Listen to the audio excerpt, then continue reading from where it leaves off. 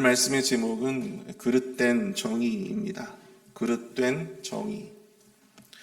언뜻 보면 일리가 있는 것처럼 보이지만 분명하게 무언가 모순이 있거나 또 잘못된 결론으로 향하고 있는 그러한 논증이나 사고를 우리는 패러독스, 역설이라 이야기합니다. 말도 안 되는 이야기라고 볼 수 있지만 수사학에서는 이 제논과 같은 사람이 역설을 통해서 자신이 말하고자 하는 말을 더욱더 강조해서 그렇게 표현하기도 하였습니다. 오늘 말씀의 제목인 이 그릇된 정의라고 하는 말도 사실은 역설이라고 할 수 있습니다. 어떻게 정의가 어떻게 그릇될 수가 있겠습니까? 하지만 우리가 세상을 살다 보면 어떤 사람에게는 정의인데 다른 사람에게는 정의가 아닐 수도 있고, 또 어떤 시기에는 정의인데 다른 시기에는 그것이 불의가 되는 그러한 경험들, 또 그러한 모습들을 우리는 이 세상을 통해서 충분히 살펴볼 수가 있습니다. 이처럼 세상에 말하고 있는 정의라고 하는 것은요, 지극히 상대적입니다. 그러나 우리 그리스도인들에게 유일한 정의는 오직 우리 여호와 하나님의 말씀뿐인 줄로 믿습니다. 오직 하나님만이 우리가 선택해야 할 의의 기준이 되신다라고 하는 것입니다. 창세기 2장 17절에서 하나님은 아담에게 이렇게 말씀을 하십니다. 선악을 알게 하는 나무의 열매는 내가 먹지 말라. 내가 먹는 날에는 반드시 죽으리라 하시니라. 아담이 선악을 알게 하는 나무의 열매를 먹는 것이 왜 죄가 되는 것일까요? 왜 하나님께서는 그에게 선악과를 먹지 말라고 하셨던 것일까요? 그것은 바로 선악의 기준, 옳고 그름의 그 기준은 오직 여호와 하나님만 되셔야 했기 때문입니다. 옳고 그름의 기준, 즉 정의의 기준을 하나님이 아닌 인간 자신에게 두고 갈 때 그 삶의 끝은 결국 비극과 불행일 수밖에 없다라고 하는 사실입니다. 그러면서 자신만의 기준으로 옳고 그름을 늘 판단하며 그것이 마치 정의인 양 그렇게 믿고 살아가는 그러한 그리스도인들이 우리 주변에는 참 많이 있습니다. 오늘 새벽에는 특별히 본문의 말씀을 바탕으로 우리가 신앙생활을 하면서 경계해야 할 그릇된 정의에 대한 부분을 함께 살펴보면서 영적인 교훈을 나누어 보고자 합니다. 첫 번째로 우리가 경계해야 할 그릇된 정의는요, 바로 상황에 대한 핑계입니다. 상황에 대한 핑계. 오늘 보면 1절을 한번 보실까요? 보라, 그때 하나님의 사람이 여호와의 말씀으로 말미암아 유다에서부터 베델에 이르니 마침 여로보암이 제단 곁에 서서 분향하는지라.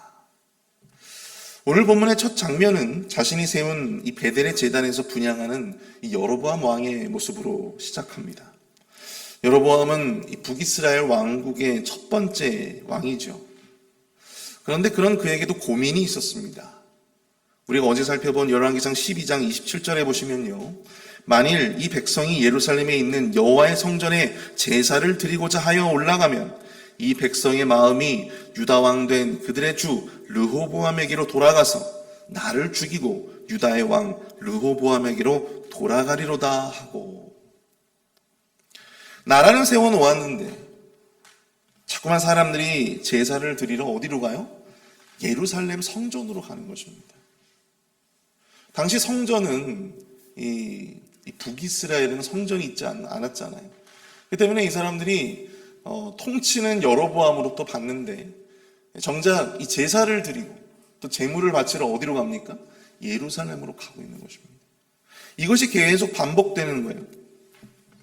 나라가 두 동강이 났지만 여호와 하나님을 섬기고자 하는 마음은, 그분께 제사를 드리고자 하는 마음은 남유다 사람이건 북이스라엘 사람이건 같았기 때문입니다. 자꾸만 북이스라엘 사람들이 제사로 인해서 예루살렘 성전으로 가는 일이 빈번해지니까 그는 불안한 마음이 들기 시작했습니다. 점점 의심이 들기 시작합니다. 이 일을 좌시하면 결국 그들이 자신을 죽이고 남유다의 왕 르호보암에게로 다시 돌아갈 것이다, 그렇게 생각을 했기 때문입니다. 그래서 그는 이 단과 이 베델 두 지역의 제단을 만들고 송아지 2마리를 만들어서 각각 제단을 쌓고 거기서 분향을 하기 시작을 합니다. 얼핏 보면 자기 백성들을 배려하고 생각해 주는 것 같지만 결국은 자신의 이 왕권을 더욱더 공고히 하고자 했던 일이 바로 이 베델과 단의 제단을 쌓는 일이었다라고 하는 것입니다.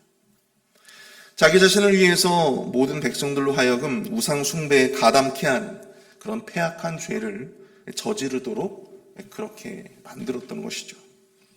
하나님이 보실 때 과연 이 일이 용납이 될 수 있는 일이었겠습니까? 물론 여로보암에게도 우리가 다 알다시피 그 나름대로 핑곗거리가 있었습니다. 그 모든 것이 다 폭정을 저지른 솔로몬 왕 때문이고, 그 모든 것이 북쪽 지파의 원로들의 말을 무시하고 그들의 조언을 무시했던, 제언을 무시했던 르호보암 왕 때문이었다라고 말할 수도 있었을 것입니다. 만약 그들이 아니었다면 나라가 두동강되는 일은 없었을 것이고, 그로 말미암아 베델 지역에 이 제단을 세우지 않아도 되었기 때문입니다. 그러나 아무리 어쩔 수 없는 선택이었다 할지라도 이 우상의 제단을 쌓는 것이 하나님 보시기에 결코 정의가 될 수는 없었다라고 하는 사실입니다. 하나님은 하나님의 사람을 보내어 그 제단이 훗날 어떻게 될지에 대해서 예언해 주십니다. 본문 3절인데요. 그날에 그가 징조를 들어 이르되 이는 여호와께서 말씀하신 징조라 제단이 갈라지며 그 위에 있는 재가 쏟아지리라 하매. 여기서 재가 쏟아진다라고 하는데요. 이게 과연 무슨 말일까요? 우리가 보통 제사를 지낼 때 재물을 불사르지 않습니까? 그러면 보통 그것이 이제 고기 덩어리들이잖아요. 그래서 그 재와 함께 이 고기의 기름이 엉겨 붙어 가지고 그렇게 밑바닥에 재가 남습니다. 근데 그런 재가 보통 율법에 의하면 그러한 재들을 지정된 장소, 이 지정된 장소에다가 그것을 갖다 버려야만 했습니다. 근데 지금 그것이 쏟아진다. 제단이 갈라지고 재가 쏟아졌다. 이것은 이 하나님께 바쳐진 그 제물에 대한 재가 더럽혀졌다는 것이고, 결국 그 제사를 하나님께서 받지 거부하신 것으로 우리가 해석을 해볼 수 있다고 하는 것입니다. 그 제단이 회파되고 그 제단을 통해서 드려진 모든 제사를 하나님이 받지 않으셨다라고 하는 것을 증명해 주는 것이죠. 하나님이 소위 말해서 우리가 기분 나쁘면 뭘 엎어요? 밥상을 엎잖아요. 마찬가지로 하나님이 밥상을 엎으시는 거예요. 난 너희들의 제사를 받지 않겠다. 그리고 5절에서 정말 그 예언이 그대로 이루어집니다. 우리가 다 알다시피 북이스라엘과 남유다의 분열은요, 이미 하나님에 의해서 예언된 일이었어요. 그러나 그것이 촉발되어진 중요한 계기가 된 것이 무엇입니까? 바로 세겜에서 북지파의 원로들과 르호보암 사이에 있었던 그런 갈등의 문제였어요. 르호보암이 북쪽 지파들의 아픔을 헤아려서 자비로 다스리겠다고 선포했다면, 그가 자신이 가지고 있는 권위로 그들에게 자비를 베풀고 아량을 베풀었다면, 일찍이 남과 북이 그렇게 분열되고 또 제단이 갈라지는 그러한 일들이 생기지는 않았을 것입니다. 어찌 보면 북지파 사람들은 나라가 분열되고 제단이 나뉘어지게 된 것이 모두 르호보암 때문이라고 생각할지도 모릅니다. 자신들의 행동은 교만한 르호보암 때문에 생겨난 어쩔 수 없는 일로 핑계대면서 그렇게 자신들은 거릴 것이 없다, 자신들은 의롭다, 그렇게 자위할지도 모르겠습니다. 그러나 어쩔 수 없는 일이라 하더라도 상황상 그렇게밖에 할 수 없었다 하더라도 하나님의 질서를 거스르고 하나님이 세우신 왕의 권위와 성전의 권위를 등진 것은 결코 하나님께 있어서 정의라고 볼 수 없었다라고 하는 것이죠. 바로 거기에 하나님께서 기름을 부으시고 하나님께서 거기에 축복을 더하실 수는 없었다라고 하는 사실입니다. 제가 어렸을 때 신앙생활을 하던 모 교회가 있습니다. 지역에서는 꽤 교세가 큰 교회였어요. 특별히 무언가 대단한 어떤 사역을 하고 있는 것은 아니지만 늘 말씀과 기도라는 기본기가 충실한 그런 교회였습니다. 작은 그 소위 예배실이 있었는데요. 그 작은 소위 예배실에 항상 불이 이렇게 꺼져 있었어요. 그런데 그곳에는 항상 음악이 나오고 항상 그곳에는 늘 기도하는 사람들의 기도 소리가 늘 끊이지 않았던 그런 기억이 있습니다. 그래서 뭔가 이렇게 대단한 특별한 일들을 하지 않음에도 불구하고 늘 교회가 차고 넘치는 부흥하는 그런 교회였습니다.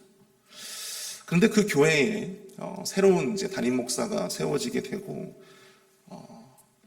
이제 교회가 조금씩 새롭게 변화되는 어떤 그런 시기를 맞이하게 되었습니다. 근데 그런 과정에서 이 담임 목사님과 또한 이 장로님들 또 리더십들 간에 분열이 생기게 되었다라고 하는 것이죠. 그로 인해서 교회의 중요한 재직들이 교회를 떠나서 다른 어떤 새로운 교회를 개척을 하는 일까지 벌어지게 되었습니다. 상당히 많은 사람들이 떠났다고 이야기를 들었어요. 그렇게 교회를 떠나온 지 오래되었지만 그럼에도 불구하고 어렸을 때부터 제가 추억이 깊었던 그런 모교회였기 때문에 그 소식을 듣고 참 마음이 아팠습니다. 교회를 떠난 사람들도 물론 그들 나름대로의 명분이 있었습니다. 그들 나름대로의 분명한 명분도 있었고요. 또 교회를 사랑하는 마음도 있었습니다. 그 교회가 처음 세워지고 나서부터 그 교회를 위해서 헌신했던 분들이 대부분이었어요. 교회를 사랑하는 마음도 있었고 명분도 있었고 그들 나름대로 생각하는 그런 정의도 분명히 그들 안에 있었습니다. 그런데 몇 해가 지나서 제가 다시 그분들에 대한 소식을 들었을 때 깜짝 놀랐습니다. 교회를 떠났던 많은 분들이 다시 돌아오셨다라고 하는 거예요. 모교회로 다시 돌아오셨다는 거예요. 아니 어떻게 그랬을까? 알고 보니까 새롭게 개척했던 그 교회에 가서도 교회에 분열이 나기 시작했다는 하는 것입니다. 정의를 부르짖고 자기들 나름대로의 명분과 교회를 사랑하는 마음과 또한 정의를 가지고 교회를 개척을 했어요. 그런데 그 교회에서조차도 하나 되지 못하고 분열되어서 결국은 교회가 쪼개지게 되었다고 하는 것이죠. 그 대부분의 분들이 다시 이 모교회로 돌아오는 일이 생겼다고 하는 것입니다. 사랑하는 성도 여러분, 아무리 우리가 생각하는 바가 옳고 또한 정의롭다 해도요, 그것이 하나님이 세우신 그 하나님의 질서보다 앞서지는 않을 것입니다. 하나님의 질서를 거스르고 또 하나님이 세우신 법과 질서와 정의를 거스를 때 아무리 그 상황에는, 아무리 그 환경에는, 아무리 그 입장에서는 그것이 옳고 정의롭다 여겨질지라도 하나님은 거기에 기름 부으시지 않는다라고 하는 사실입니다. 하나님은 거기에 축복하지 않으십니다. 저는 목회를 하면서요, 이런 경우들을 정말 많이 경험했어요. 정말 많이 경험했습니다. 하나님께서 세우신 이 법과 질서를 얼마나 중요하게 생각하시는지를 저는 이 목회를 경험하면서 정말 누구보다도 더 많이 경험을 했습니다. 그래서 자연스럽게 저는 우스갯소리로 그런 말을 하시는 분들도 보았어요. 야, 하나님은 담임 목사님 편이신가? 상대의 불의가 나의 정의를 만들어주지는 않습니다. 상대의 불의가 나의 정의를 만들어주진 않아요. 우리는 그저 하나님의 정의와 질서를 따르는 것 뿐입니다. 우리 스스로를 너무 믿어서도 안 됩니다, 여러분. 저도 잘 믿지를 못합니다. 그래서 함부로 판단하고 함부로 스스로를 확신할 수 없어요. 하나님의 정의가 아닌 우리가 상황에 따라서 만들어낸 그 수많은 핑계거리들과 그 수많은 그릇된 정의는 분명 하나님 보시기에 하나님이 결코 기름 부으실 수 없는, 하나님이 결코 축복하실 수 없는 죄라고 하는 사실을 우리 믿는 자들이 가지고 있어야 될 줄로 믿습니다. 그래서 언제나 겸손히 하나님의 의의를 따라가시는 저와 여러분들이 될 수 있기를 축복합니다. 우리는 의의를 만들어내는 자들이 아니라 주님이 세운 그 의의를 따라가는 자들임을 여러분들 꼭 기억하실 수 있기를 바랍니다. 거기에 하나님께서 기름 부으시고 거기에 하나님께서 축복하시는 것이죠. 두 번째로 우리가 경계해야 할 그릇된 정의는요, 바로 순종이 없는 체험입니다. 순종이 없는 체험. 하나님의 사람이 여로보암과 제단을 향해서 예언하자 여로보암은 그를 잡으라 명령합니다. 그때 그의 손이 말랐다고 본문 4절은 말씀하고 있어요.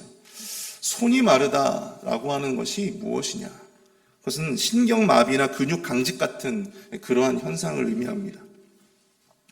그리고 본문 6절을 보시면 왕이 하나님의 사람에게 말하여 이르되 청하건대 너는 나를 위하여 내 하나님 여호와께 은혜를 구하여 내 손이 다시 성하게 기도하라. 하나님의 사람이 여호와께 은혜를 구하니 왕의 손이 다시 성하여 전과 같이 되니라. 자기 손이 마비되자 여로보암은 그제서야 하나님의 사람에게 도움을 청합니다. 그리고 하나님은 그에게 은혜를 베푸시어 그의 손이 다시 성하게 되었습니다.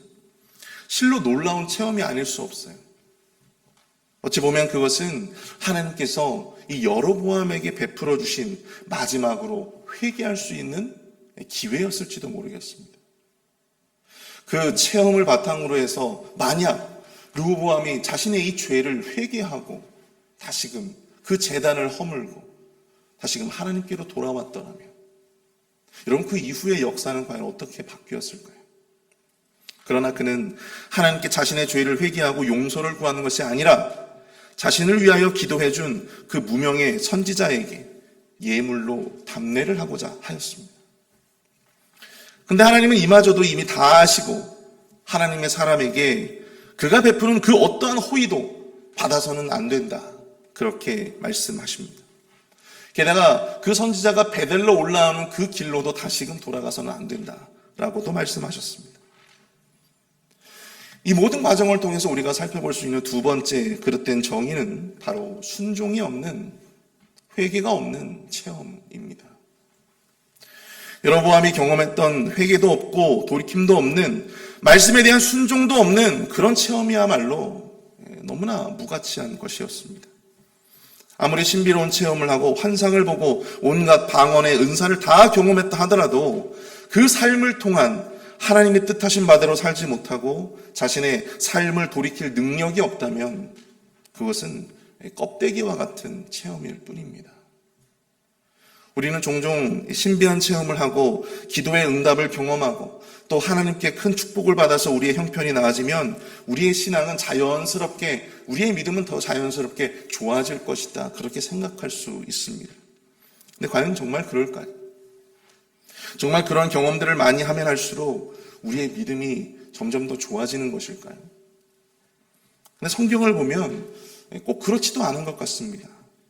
출애굽기를 보시면 이스라엘 백성들만큼 하나님의 특별한 은총을 누렸던 민족이 없죠. 그들은 낮에는 구름 기둥, 밤에는 불 기둥으로 하나님의 그 놀라운 섭리를 경험했습니다. 인도하심과 보호하심을 경험했어요. 그리고 홍해가 갈라지는 기적과 물과 만나와 메추라기를 그 광야에서 공짜로 얻는 그 놀라운 기적도 체험을 했습니다. 그러나 그 모든 기적과 체험을 경험한 그 모든 세대들 가운데 정작 요단강을 건너 가나안 땅으로 들어간 사람은 몇 명입니까? 몇 명이었어요? 딱 2명밖에 없었어요. 갈렙과 여호수아. 딱 2명밖에 없었습니다.